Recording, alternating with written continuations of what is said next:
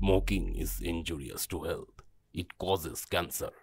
ধূমপান স্বাস্থ্যের পক্ষে ক্ষতিকর, এটি ক্যান্সারের কারণ।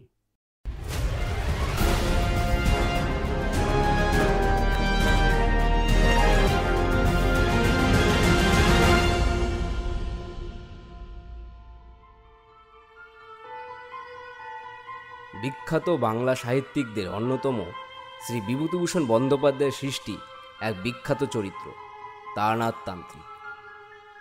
পরবর্তীতে তার একমাত্র সুযোগ্য পুত্র শ্রদ্ধেয় তারাদাস বন্দ্যোপাধ্যায় এই চরিত্রের দায়ভার বহন করে লেখেন বেশ কিছু গল্প। আজ গল্প স্বল্পের পক্ষ থেকে আমরা শোনাতে চলেছি তারানাথ তান্ত্রিকের একটি ফ্যান ফিকশন, আক্রোশ। গল্পটি লিখেছে অভিজিৎ। গল্পটির কিছু অংশ সংশোধনে সাহায্য করেছি আমি, সত্যজিৎ।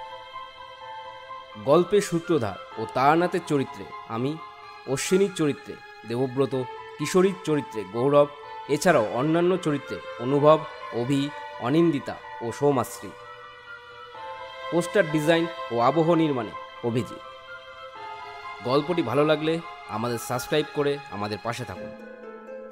আপনাদের এই ক্ষুদ্র সমর্থন আমাদের কাছে অনেক বড় পাওনা। শুরু করছি আজকের নিবেদন, তারানাথ তান্ত্রিকের গল্প আক্রোশ।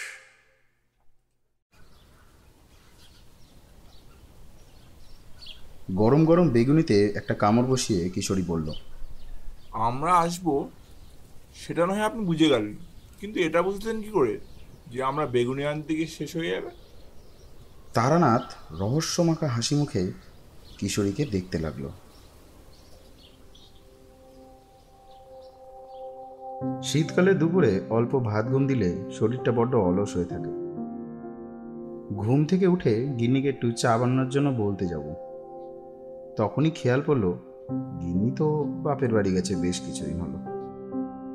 কি করব, অগত্যা পাড়ার চায়ের দোকানের দিকে যাব ভেবে পাঞ্জাবিটা পরছি, তখনই দরজায় কড়া নাড়ার শব্দ।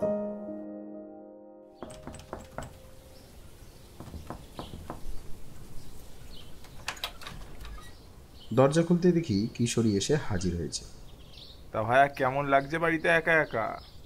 আর কেমন, গিন্নি থাকতে এতটা মনে হয়নি, এখন যা মনে হচ্ছে। ছোটোখাটো ব্যাপারেও ঝগড়া অশান্তি হলে মনে হতো সে বুঝি বাপের বাড়ি গেলেই শান্তিতে থাকবে, কিন্তু এখন বুঝছি এই ছোটোখাটো ব্যাপারই। যেমন ধরো এই চা করতে তো নিজেকেই যেতে হচ্ছে, কই সে তো কখনো বারবার চা বানাতে গিয়ে বিরক্ত বোধ করে না। বাবা, তুমি তো দেখছি গিন্নিকে চোখে হারাচ্ছ। বিয়ে তো করনি হে, বুঝবে কি করে? আমার আর বুঝে কাজ নেই, চলো চা খেয়ে আসি।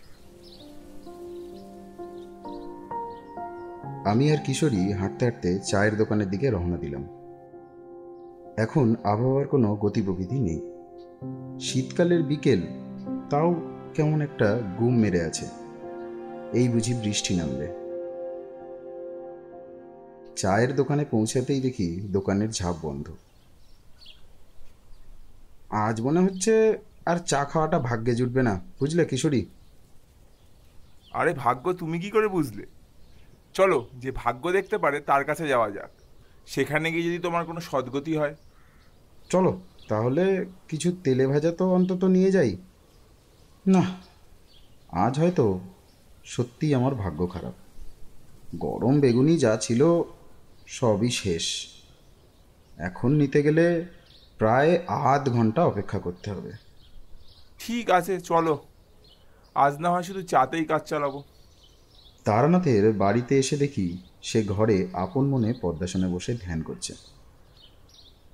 আমরা চুপচাপ গিয়ে বসে রইলাম। তারানাথ চোখ বন্ধ অবস্থায় বলল, প্রকৃতির সাথে আমরা যা অন্যায় অত্যাচার করছি, এর সব কিছুই একদিন আমাদের সুদে আসলে ফেরত পেতে হবে। হঠাৎ এরকম কথা মেঘের অবস্থা দেখে বললেন নাকি? আলতো করে চোখ খুলে তারানাথ বলল, হ্যাঁ, এখন শীতকালে বৃষ্টি হওয়াটা অস্বাভাবিক হলেও ভবিষ্যতে এটার অস্বাভাবিক থাকবে না। কি জানো তো, প্রকৃতির নিয়মে হঠাৎ পরিবর্তনের ফল সবাইকেই ভোগ করতে হবে একদিন না একদিন।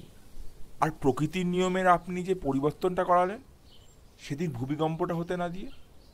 আমি তো সেদিনও তোমাদের বললাম, হতে দিইনি তা তো নয়, শুধু সেটা শক্তি একটু মৃদু করে দিয়েছিলাম, তার জনকল্যাণের জন্য। এটার জন্য আমাকে কোনো ফল পেতে হয়নি।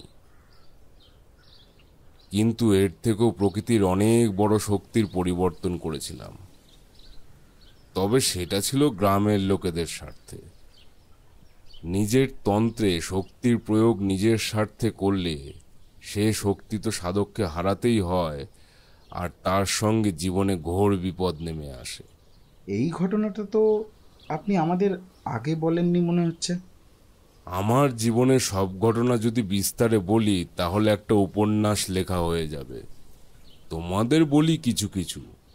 জানি তোমরা আমার অনেক কথায় বিশ্বাস করো না, কিন্তু তাও তোমরা খুব ভালো শ্রোতা, তাই গল্প হিসাবে বলাও কিছু একটা স্মৃতিচারণ হয়ে যায় আর কি। আরে নানা চক্রবর্তী মশাই, যদি আপনার কথা বিশ্বাসই না করতাম তাহলে আপনার কাছে আসতাম কেন? ওই যে বললাম, তোমরা খুব ভালো শ্রোতা। তারানাথ কথাটা বলতে বলতেই চারি এক থালা ভর্তি মুড়ি মাখা সাথে গরম বেগুনি নিয়ে এলো। আমি খুশি হয়েই বললাম, বাহ ঠাকুরমশাই, এইটারই তো অভাব ছিল। আমরা এটা আনতেই দোকানে গিয়েছিলাম, কিন্তু দেখলাম সব ফুরিয়ে গিয়েছিল। চারিকে জিজ্ঞাসা করলাম, কিরে চারি, তুই বানালি?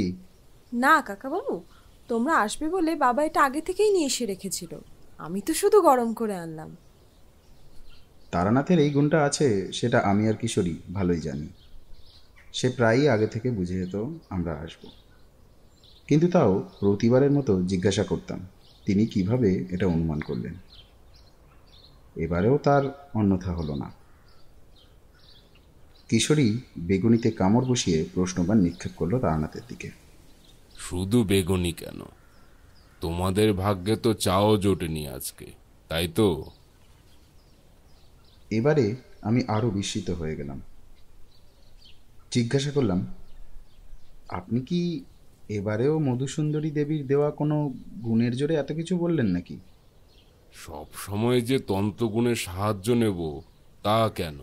তাহলে এত কিছু বুঝলেন কেমন করে?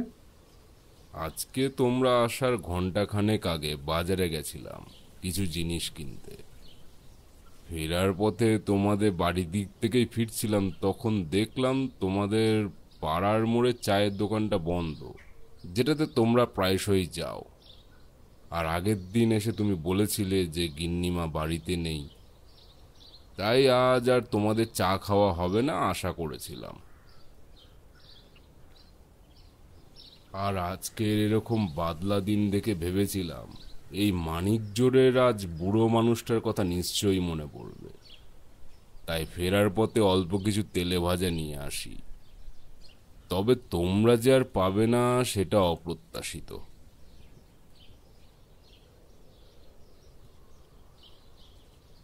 এরকম উত্তর আমি বা কিশোরী কেউই আশা করিনি। বেগুনি মুড়ি শেষ না হতেই চারি সবার জন্য গরম চা নিয়ে এলো। শরীর কেমন আছে এখন? ভালো আছি কাকাবাবু, তোমরা কেমন আছো? আমরা ভালো আছি রে। তা তুই তো একদম গিন্নি হয়ে গেছিস। সলজ্জ হাসি হাসলো চারি। এখন শরীরের খেয়াল রাখিস, অনেক বড় দায়িত্ব এখন তোর। একগাল হেসে চারি বলল, হ্যাঁ হ্যাঁ কাকাবাবু, মা বাবা তো আমাকে কিছুই করতে দিচ্ছে না, তোমরা এসেছো তাই একটু জোর করেই আনলাম। ঠিক আছে, তোমরা গল্প করো, আমি যাই। এই বলে চারি চলে গেল। অন্য কথায় আসল গল্প হারিয়ে না যায়, হয়তো এই ভয়েই কিশোরী বলে উঠল, আপনি কি যেন বলছিলেন না ওই প্রকৃতির শক্তি পরিবর্তন নিয়ে? তারানাথ গল্প শুরু করতে যাবে, এমন সময় বৃষ্টি শুরু হয়ে গেল। তারানাথ উঠে জানলা বন্ধ করে দিয়ে এসে বলতে শুরু করল,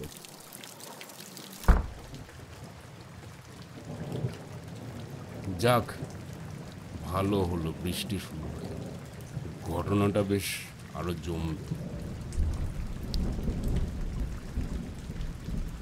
যাই হোক, শোনো তবে ঘটনাটা বছর 30-এর।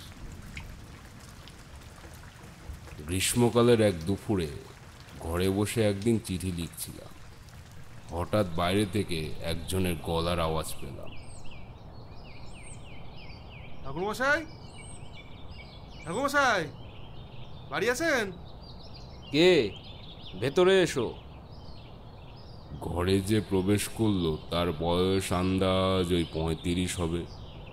রোগা গোছের চেহারা, চোখের কোণে কালি পড়ে আছে। যে কেউই তাকে দেখে বলে দেবে সে কোনো ঘোর দুশ্চিন্তার মধ্যে রয়েছে।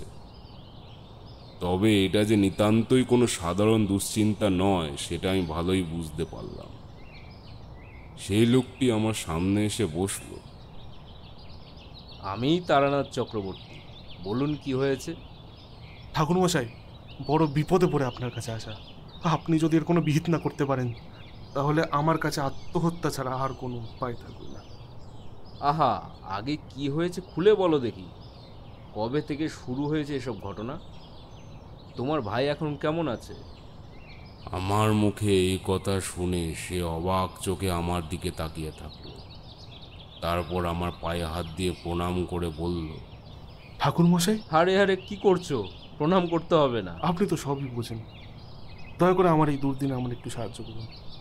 তুমি সব ঘটনা কি ঘটেছে সেটা প্রথম থেকে বলো।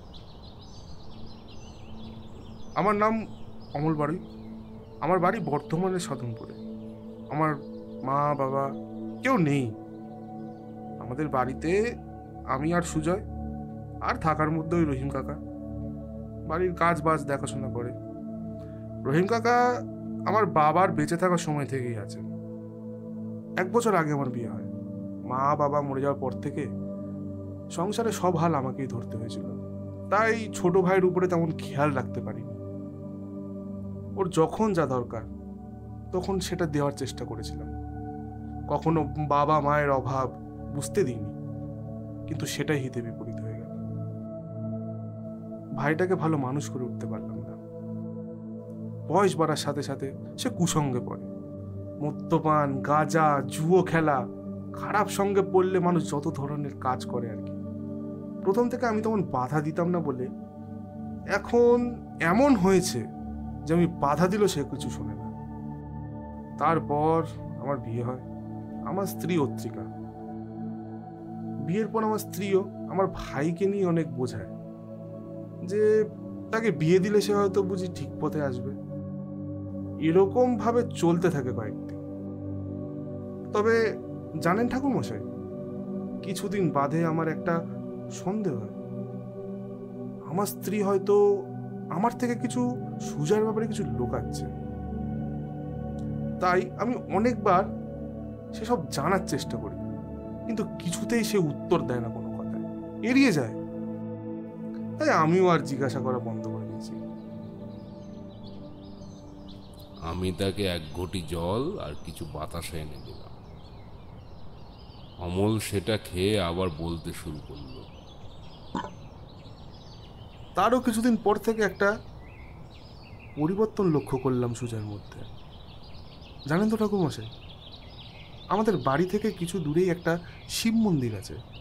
তার আশেপাশে একটা পুকুর আছে।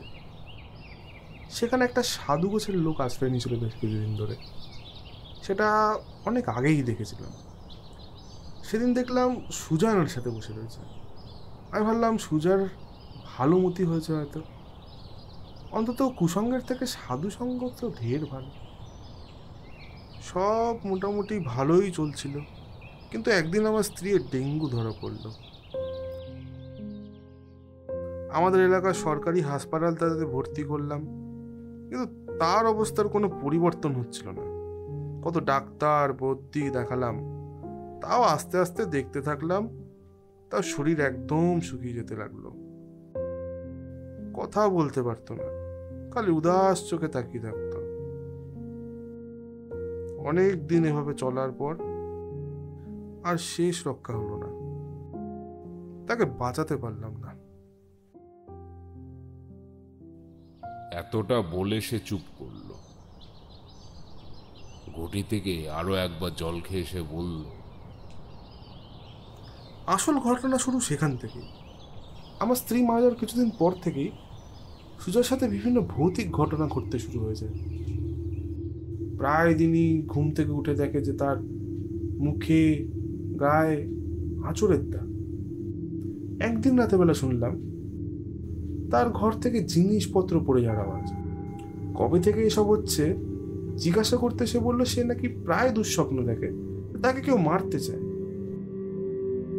তারপর সুজয় পুকুরের ধারে ওই সাধুটার কাছ থেকে কি একটা রক্ষা মন্ত্র নিয়ে এলে আস্তে আস্তে এই ভৌতিক ঘটনাগুলো ঘটা বন্ধ হয়ে যায়।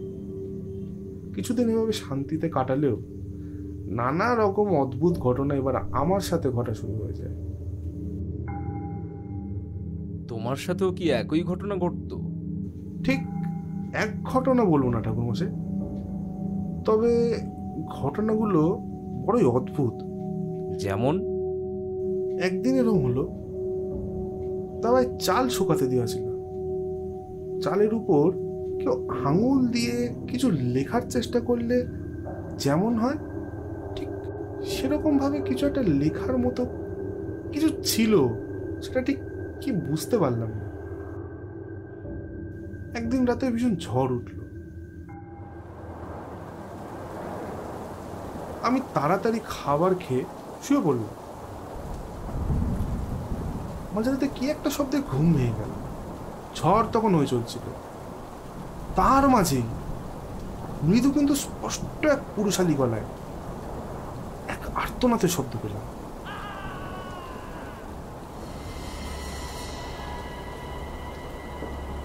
কিন্তু শব্দটা যে কোথা থেকে এলো তা ঠিক ঠাউর করে উঠতে পারলাম না। তারপর অনেক দিন এরম হয়েছে। সকালে উঠে দেখি ঘরের দরজা খোলা, কিন্তু আমার পরিষ্কার মনে আছে যে রাতে ঘুমানোর আগে দরজা বন্ধ করেছিলাম। এরকম একদিন সকালে উঠে ঘর থেকে বেরিয়েছি। রহিম কাকা বলল, দাদা বাবু, তোমাকে রোজ সকালবেলা হাঁটতে বেরো? আমি তো কেবল ঘুম থেকে উঠলাম। আমার এমন কথা শুনে রহিম কাকা অবাকের দৃষ্টিতে আমার দিকে তাকিয়ে থেকে বলল, কি যে বলো না দাদা বাবু, আমি তো তোমাকে প্রায় দেখি। সকাল হলে পুকুরের ধারে তুমি হাঁটতে চলে যাও, আর বেলা বাড়লে পরে তুমি বাড়ি এসে শুয়ে পড়ো। তারপর একটু বেলা বাড়লে ঘর থেকে বেরো। এই কথা শুনে আমি বেশ আশ্চর্য হয়েছিলাম। তাই কথা না বাড়িয়ে বললাম, ও হ্যাঁ, মাঝে মাঝে ওই একটু হাঁটতে যায় আর কি। রহিম কাকাকে বলে তো দিলাম, কিন্তু বিশ্বাস করুন ঠাকুরমশাই, আমি কোনোদিন সকালে হাঁটতে যাই না। যদিও যাই কোনোদিন, আমার তো মনে থাকবে। তবে এই ঘটনা এখন প্রায়ই ঘটে। গায়ের লোকজন নাকি আমায় প্রায় এদিক ওদিক ভোররাত্রে দেখে। অনেকে জিজ্ঞাসা করলে আমি প্রাতঃবনে বেরিয়েছি বলে দিই। কি করব বুঝতে না পেরে আমি পুকুর পাড়ে সাধুটার খোঁজ করছিলাম, যদি ওনার থেকে কোনো প্রতিকার পাওয়া যায়। কিন্তু ওনাকে সেখানে পেলাম না। হয়তো অন্য কোথাও থাকে এখন সে। তাই বাধ্য হয়ে আপনার কাছে এলাম ঠাকুরমশাই। অনেক নাম শুনেছি আপনার, আপনি আমাকে এইসব থেকে উদ্ধার করুন ঠাকুরমশাই। এখানে বসে কিছুই করতে পারবো না, আমাকে একবার তোমাদের বাড়ি যেতে হবে। তাহলে তো খুবই উপকার হয়। আপনি বলুন কবে যাবেন? আসছে বুধবার যাব তাহলে। বেশ। কলকাতা থেকে ট্রেনে করে বর্ধমান গেলে সেখান থেকে দুবার ট্রেন বদল করে যেতে হয় বোয়াইচন্ডী। সেখান থেকে প্রায় 1 ক্রোশের হাঁটা পথ। সেখানে গেলেই আমার বাড়ি। আমি বোয়াইচন্ডী স্টেশনে অপেক্ষা করব। তার কোনো প্রয়োজন হবে না, আমি পৌঁছে যাব। না না না, তা কি করে হয়? আমি থাকবো।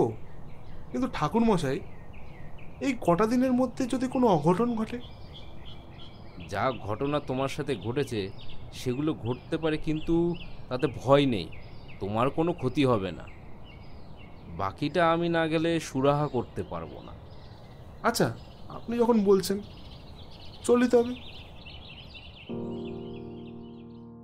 বোয়াইচন্ডী স্টেশনে পৌঁছে দেখি অমল অপেক্ষা করছে আমার জন্য।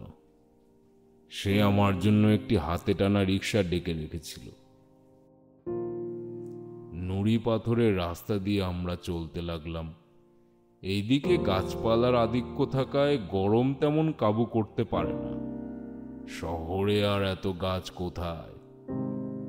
পথে যেতে যেতে অমল আমাকে তার ছোটবেলার কথা, ওই সাধনপুর গ্রামের কথা বলতে লাগলো। এর মধ্যে তার সাথে আর অদ্ভুত ঘটনা ঘটেছে কিনা জিজ্ঞাসা করাতে সে না বলল। বাড়ির কাছের যেই পুকুরটার কথা অমল বলেছিল সেখানে রিক্সা থামল। অমল তাকে ভাড়া মিটিয়ে দিল। আমি আশেপাশে একটু ঘুরে দেখতে লাগলাম, আর সেই শিব মন্দিরটা চোখে পড়ল যেটার কথা অমল বলছিল। মন্দিরের একটু কাছে গিয়ে দেখতেই একটা অদ্ভুত জিনিস চোখে পড়ল।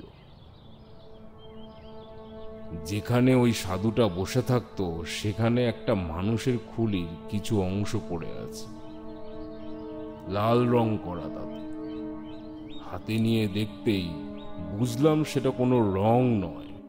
নরমুণ্ডে রক্তাভিষেক করলে যেমন হয় এটা ঠিক অবিকল সেরকম।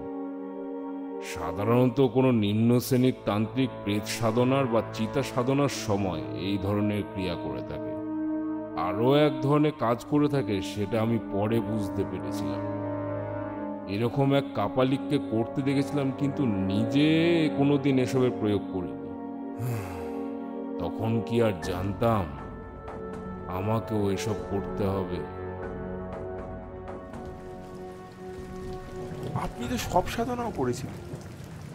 সব সাধনা আর প্রেত সাধনার মধ্যে বিস্তর ফারাক আছে। প্রেত সাধনায় সাধক চিতার সামনে বসে চিতার অবশিষ্ট আগুনেই হোম করে প্রেত আহ্বান করে থাকে। আমিও গুরুর কাছে এসব শিখেছিলাম, কিন্তু প্রয়োগ সেই একবারই করেছিলাম। কারণ কি জানো, এই প্রেত সাধনা জীবনমুখী নয়, এটা প্রকৃতির বিরুদ্ধ, আর প্রকৃতি বিরুদ্ধ কাজে অনেক নিষেধাজ্ঞা আছে। তারপর কি হলো? তারানাথ একটা পাসিং শো ধরিয়ে আবার বলতে শুরু করলো।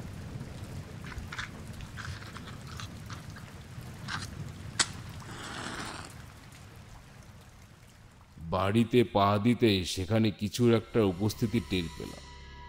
এটা ঠিক পিশাচ বা অপদেবতার মতো বলে মনে হলো না, কিন্তু কি যেন একটা অপ্রীতিকর দমবন্ধ করা জিনিস এই বাড়িতে রয়েছে তা টের পেলাম।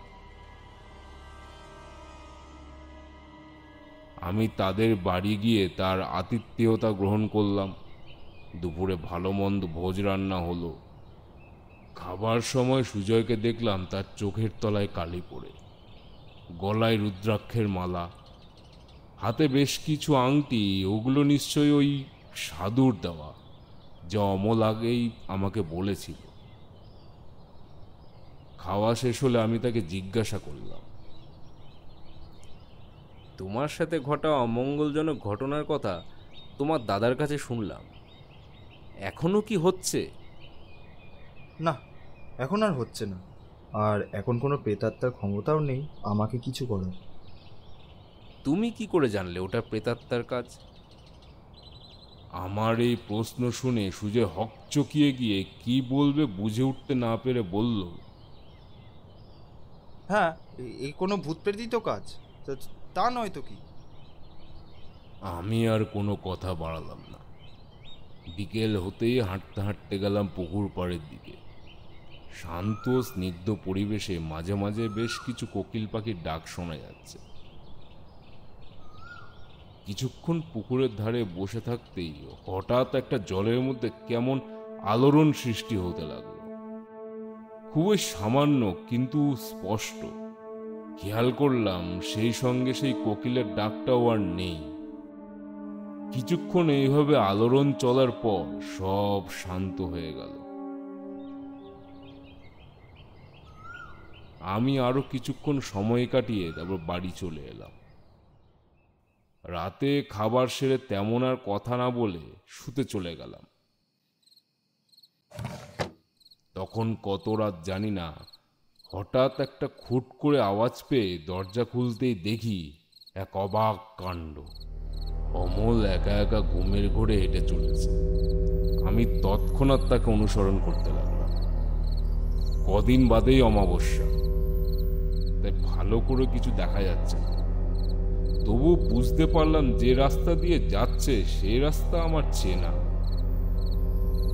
এটা সেই পুকুরে আসার রাস্তাটা। আমি একটু দূরত্ব বজায় রেখে কি হচ্ছে দেখার জন্য অপেক্ষা করতে লাগলাম। যত দেখলাম তাতে আমার বিস্ময়ে হতবাক হয়ে যাওয়ার জোগাড়। আমি দেখলাম অমল বলছে, তুমি চিন্তা করো না, আমি তোমাকে ঠিকই ফিরিয়ে আনবো, আমি ঠিকই ফিরিয়ে আনবো। কিন্তু কি আশ্চর্য, চিন্তা করো না, সেখানে তো কেউ নেই। অমল পুকুরের দিকে তাকিয়ে কথা বলে যাচ্ছে, একই কথা বারবার বলছে। কিছুক্ষণ এরকম চলার পর সে ঘুরে বাড়ির দিকে রওনা দিল। আমি সেখানেই দাঁড়িয়ে থ হয়ে রইলাম। তাহলে উনি সত্যি পুকুরে যেতেন? হ্যাঁ, নিজের চোখেই তো দেখলাম। বেলা হতেই অমল নিজের ঘর থেকে বেরোলো। তাকে দেখে বুঝলাম তার আগের রাতের ঘটনা কিছুই মনে নেই। অমলকে ডেকে জিজ্ঞাসা করলাম, আচ্ছা, ওই তোমাদের শ্মশানটা এখানে কত দূর? শ্মশান? হ্যাঁ, শ্মশান কত দূর? তা 6 ক্রোশ মতো হবে। শোনো, তোমাকে একটা কথা বলি। তোমার বা তোমার পরিবারে এইসব ভৌতিক ঘটনার কারণ কোনো প্রেতের আগমন। সে ক্ষতি করে না, কিন্তু কিছু একটা চায় তোমাদের থেকে। যেহেতু সে কোনো ক্ষতি সাধন করছে না, তাই তাকে আহ্বান করে তার আত্মার মুক্তি কিভাবে দেওয়া যায় সেটা জানা দরকার। আমি শ্মশানে একটি যজ্ঞ করে সেই আত্মার আহ্বান করব। তোমাকে একটা ফর্দ করে দিচ্ছি, তুমি সব জিনিস জোগাড় করো। শ্মশানের পথ আমাকে বলে দিও, বুঝলে? আমি সেখানে গিয়ে আমার ক্রিয়া শুরু করব। তুমি ফর্দ মতো সব নিয়ে সন্ধ্যা নামার আগে এখানে উপস্থিত হবে, কেমন? সন্ধে হওয়ার আগেই অমল পৌঁছে গেল। আমি এর মধ্যে একটি প্রেত যন্ত্র নির্মাণ করে তার উপর একটি মরার খুলি ঘি মধু মাখিয়ে অভিষেক করে তার উপর কালীযন্ত্রের নির্মাণ করছি। অমল আসতেই তার থেকে চিড়ে, খই, বাতাসা, কালো তিল, মাসকলাই, দই, মধু নিয়ে প্রেতের মহাভোগ বানিয়ে পিণ্ডের মতো করে রাখলাম। পিণ্ডের উপর রাখলাম টাটকা ভাজা মাছের টুকরো। অমল আমার পাশে দাঁড়িয়ে হা করে দেখতে লাগলো। এরপর চিতা নিবু আগুনে কাঠ সাজিয়ে তাতে হোম শুরু করলাম। ওম হুং ভূতনাথ শ্মশানাধীব ইমং শমিষান্নং গৃহ গৃহ গৃহানপায় বিঘ্ন নিবারণং কুরু সিদ্ধি মম প্রয়চ্ছ স্বাহা। ওম হুং সর্বগণনাথ শ্মশানাধীপ ইমং শমিষান্নং গৃহান স্বাহা। আহুতি দিতেই চারিদিকে কোথা থেকে যেন জোরে ঝড় ওঠা শুরু করল, সাথে বৃষ্টি। আমি মনে মনে ভাবলাম হোমের আগুনকে বাঁচাতে হবে, যে করেই হোক। ঘি দিয়ে কয়েকবার আহুতি দিতেই আগুন ধাও ধাও করে জ্বলে উঠল। তারপর আস্তে আস্তে ঝড়ের দাপট কমতেই একটা কালো জমাট অন্ধকার দেখতে পেলাম, যা যজ্ঞের আগুনেও একটু আলোকিত হয়নি। সেই জমাট অন্ধকার ক্রমশ আরো গাঢ় হতে লাগলো। কিছুক্ষণ সব চুপচাপ থাকার পর সেখান থেকে একটি ভয়ানক মহিলা কণ্ঠে আওয়াজ পেলাম, আমাকে এখানে কে ডেকেছে? আমি ডেকেছি। তুমি কে? কি চাও তুমি? আমি মনোযোগ দিয়ে আছি। হঠাৎ করে অমলের অস্পষ্ট আওয়াজে আমার চোখ তার দিকে চলে গেল। পত্রিকা? আমি আবার বলে উঠলাম, তুমি কি চাও? কিছুক্ষণ নিস্তব্ধ। আমি আবার জিজ্ঞাসা করলাম, তুমি কি চাও? কি চাও তুমি? আমি জীবন ফিরে পেতে চাই। এটা অসম্ভব। আমি আমি জানি এটা সম্ভব। আমার একটা অসম্পূর্ণ কাজ বাকি আছে, সেটা শেষ করে আমি চলে যাব। সেটা আবার জীবন ফিরে না পেলে সম্ভব নয়। কি কাজ? আর আমি যদি এটা না করি তাহলে? কি কাজ আমি তা বলবো না, আর যদি না করিস তাহলে আমি সব শেষ করে দেব। কিছুতেই আমাকে আটকাতে পারবি না তুই। এই গ্রামে সবাই মরবে, এক এক করে সবাই মরবে, আর তার জন্য দায়ী থাকবি তুই। এটা এত সহজ নয়। একটা প্রেত দ্বারা অপমৃত্যু হয়েছে এমন কারো দেহ ছাড়া এই ক্রিয়া করা যাবে না। আর এত তাড়াতাড়ি এই দেহ আছে আছে দেহ আছে। তোদের বাড়ির পুকুরের পাশে একটা বাবলা গাছের পাশে মাটিতে পোতা আছে। সে দেহ এখনো পুরোপুরি পচেনি। সেটা নিয়ে আয়, সেটা নিয়ে আয়। এই কথাটা বলেই সে হাওয়ার মধ্যে মিলিয়ে গেল।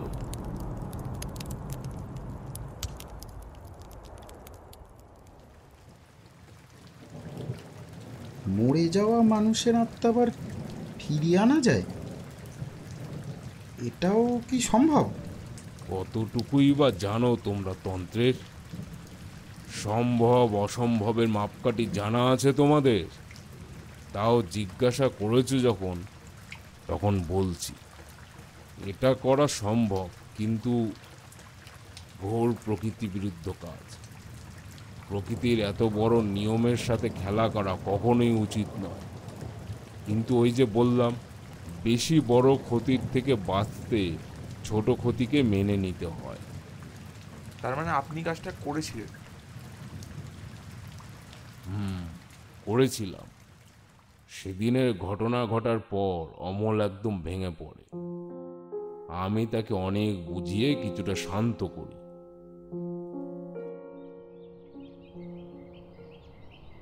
অমল, আমাদের সামনে এখন অনেক বড় কাজ বাকি। তোমার স্ত্রীর অতৃপ্ত আত্মাকে মুক্তি দেওয়ার জন্য এই কাজটা আমাদের করতেই হবে, না হলে পুরো গ্রামে ভয়ঙ্কর বিপদ নেমে আসবে। তুমি কি সেটা চাও? কখনোই না। কিন্তু ঠাকুরমশাই, মৃতদেহ সেখানে আদেও আছে কিনা জানা নেই। থাকলেও সেটা নিয়ে শ্মশানে যাওয়া, লোক জানাজানি হয়ে গেলে তো খুব বিপদ।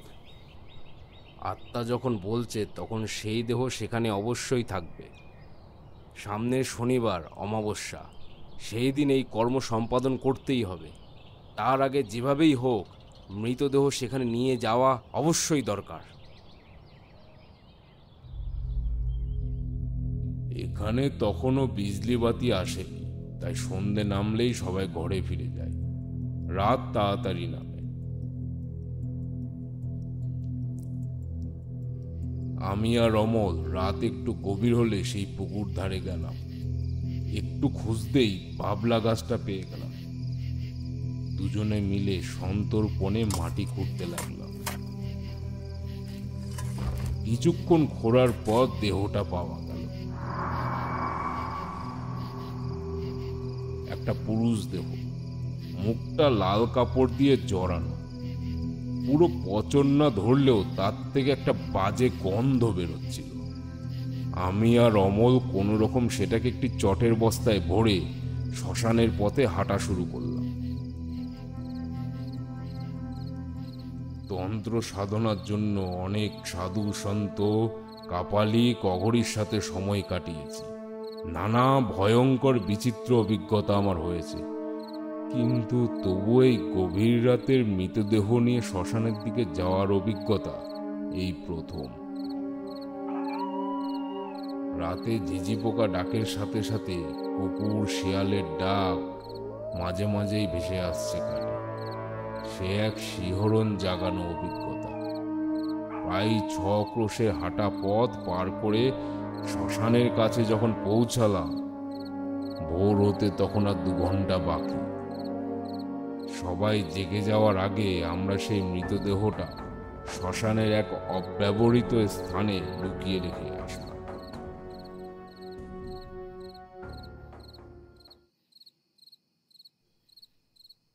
তুমি ফিরে যাও, আজ আমায় শ্মশানেই থাকতে হবে। তুমি আজ সন্ধে নামার আগে ফিরে এসো। ঠাকুরমশাই, সব ঠিক হয়ে যাবে তো? ভয় পেও না, আমি থাকতে কারোর কোনো ক্ষতি হতে দেব না। অনেক দিন পর শ্মশানেই দীর্ঘ সময় কাটালাম। কত দেহকে পুড়তে দেখলাম আজ। বুঝলে অশ্বিনী, আমরা বিষয় আশয় নিয়ে এতটাই মত্ত থাকি যে মানুষ হয়ে জন্মানোর আসল উদ্দেশ্যটাই ভুলে যায়। অনেক সাধনা তপস্যার পর আমরা মানব জন্ম লাভ করি, আর এই পার্থিব মায়ায় আমাদের আবদ্ধ করে ফেলে। মানুষের এই যে এত অহংকার, এত গর্ব, সব কিছুর পরিসমাপ্তি এইভাবেই হয়।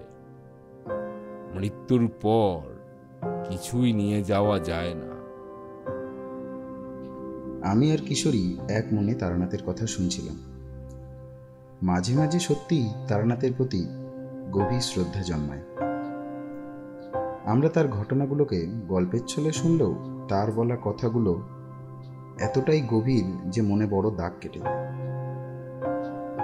এত কথা জীবনের গুরু অভিজ্ঞতা না থাকলে বলা সম্ভব নয়। একটু গলা কাকিয়ে তারানাথ বলতে শুরু করল।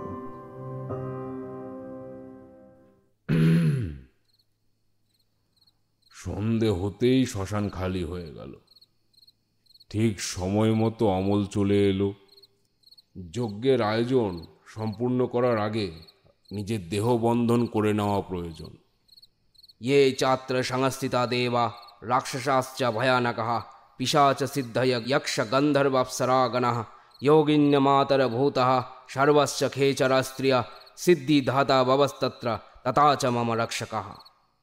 যজ্ঞের আয়োজন সম্পূর্ণ হলে শ্মশানকালী কাল ভৈরব আদির পুজো করে প্রেত আহ্বান শুরু করলাম। ओम हुं शशनाधीव ईम शमिशान्न बलिं गृह गृह गृहान्पय विघ्न निवारणं कुरु सिद्धि मम प्रयच्छ स्वाहा। ओम ह्रीं भैरव भयानक इमं शमिशान्न बलिं गृह गृह गृहान्पय विघ्न निवारणं कुरु सिद्धिं मम प्रयच्छ स्वाहा। ओम काली काल रात्रि महाकाली काली के घोर निश्वरे गृहान्मिं बलिं मात देहि सिद्धि अनुत्तमा। তবে আজকের যজ্ঞ শুরু হতেই আগের দিনের চাইতেও চারিদিকে আরো জোরে ঝড় বাতাস বইতে শুরু করল। ক্রমাগত মেঘের গর্জন চলছে। স্পষ্ট বোঝা যাচ্ছে প্রকৃতির বিরুদ্ধে কাজে যে সে মোটেই সন্তুষ্ট নয়। এবারে চারিদিকে অনেক হাসি গর্জনের আওয়াজ পেল। ओम हुं हुं ह्रीं ह्रीं काली के घोर दंष्ट प्रचंड चंड नायिके दानवान्दारय हन हन शव शरीरे महाविघ्नं छेद छेदय स्वाहा हुं फट। ओम हुं मृतकाय नमः फट। 3 বার আহুতি দেওয়ার পর সারা গায়ে ঘি মাখানো মৃতদেহটার মধ্যে একটা আলোড়ন দেখতে পেল। তার হাত পা নড়তে শুরু করল এবং চোখের নিমেষে সে সোজা হয়ে বসল। আর সে সোজা হতেই তার মুখের উপর থেকে কাপড়টা খুলে গেল। সেটা দেখেই অমল ভয়ে চেঁচিয়ে উঠল। আরে এ তো সেই পুকুর পাড়ের সেই সাধুরা। মুখের আদল দেখে আমিও বুঝেছি, তবে ইনি কোনো সাধু নন, সাধু বেশি এক কাপালি। দেহতে পচন ধরতে শুরু করলেও এ দেহে কাপালিকের ছাপ স্পষ্ট। হঠাৎ করে এক নারী আর পুরুষের আওয়াজ মেশানো একটা বিকট শব্দে সে দেহটা হেসে উঠে জানান দিল যে অমলের স্ত্রীর আত্মা এখন সেই কাপালিকের দেহে। সে হাসি যে কতটা বিকট, কত ভয়ঙ্কর সেটা ধারণা করতে পারবে না। সেই হাসির আওয়াজ আজও আমার কানে ভাসে।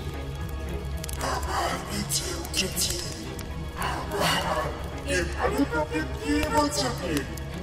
এবারে তোর দক্ষিণী। কথাটা বলে সে শটান সোজা হয়ে দাঁড়িয়ে দৌড়তে শুরু করলো। আমি যজ্ঞের আগুনে আরো ঘি ঢেলে আগুনের তীব্রতা আরো বাড়িয়ে দিয়ে অমলকে বললাম, চলো অমল, এই আগুন এখন নিভবে না, ওর পেছন পেছন চলো।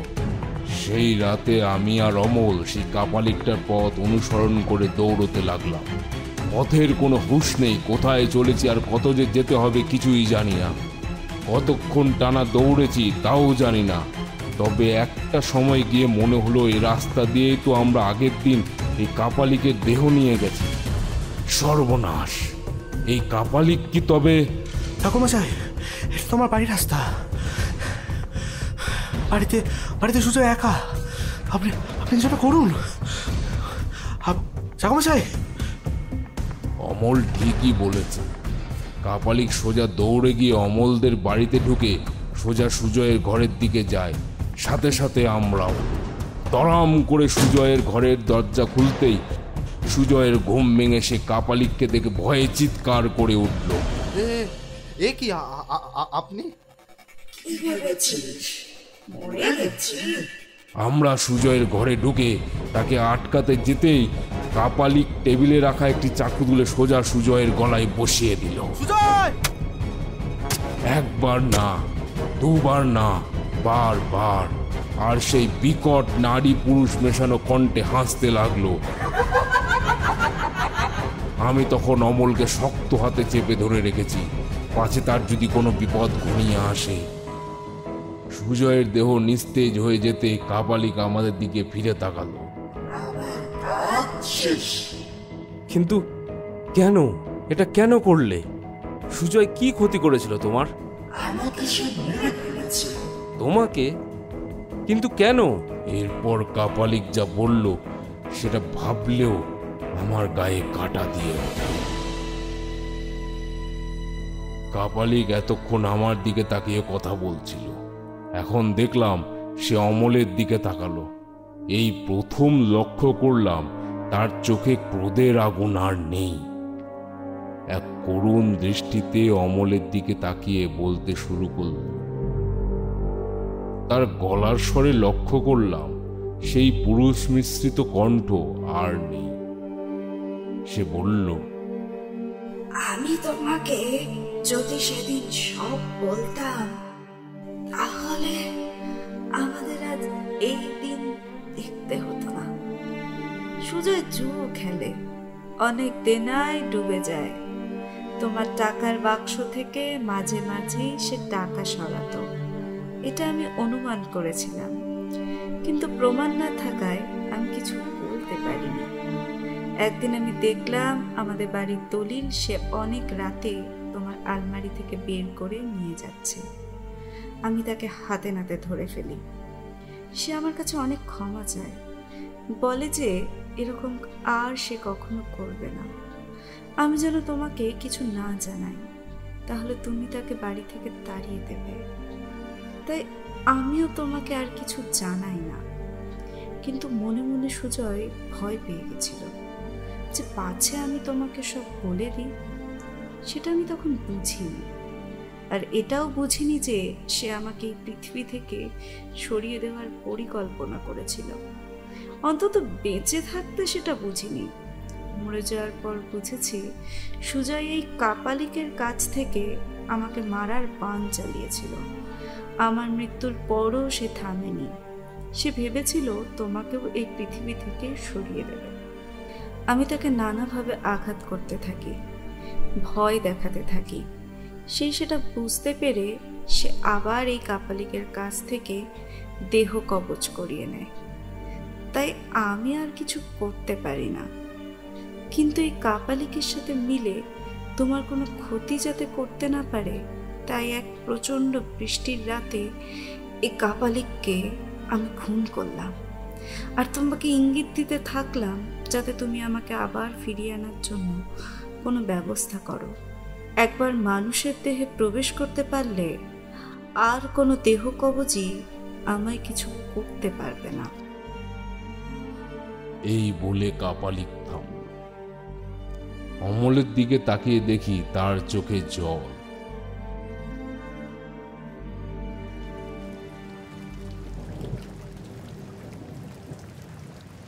তারানাথ থামল, কিন্তু বৃষ্টি এখনো কমেনি। তারপর কি হলো? তারপর আর কি, কথা শেষ করে কাপালিকের দেহ মাটিতে লুটিয়ে পড়ল।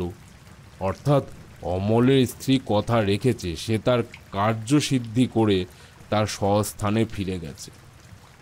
আমিও তারপর কিছুদিন থেকে কাপালিকের দেহটা সমাধি করে সুজয়ের শেষকৃত্য সম্পন্ন করে ফিরে আসলাম।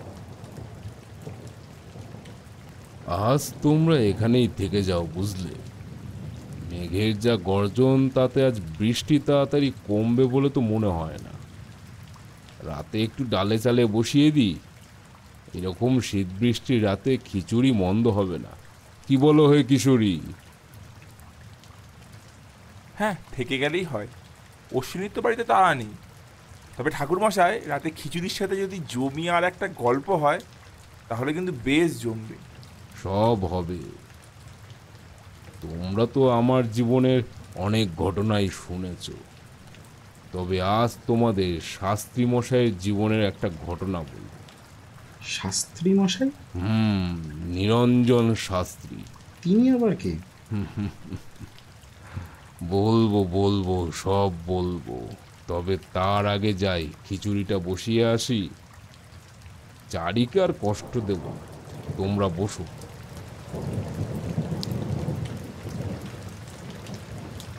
শেষ হলো আজকের গল্প।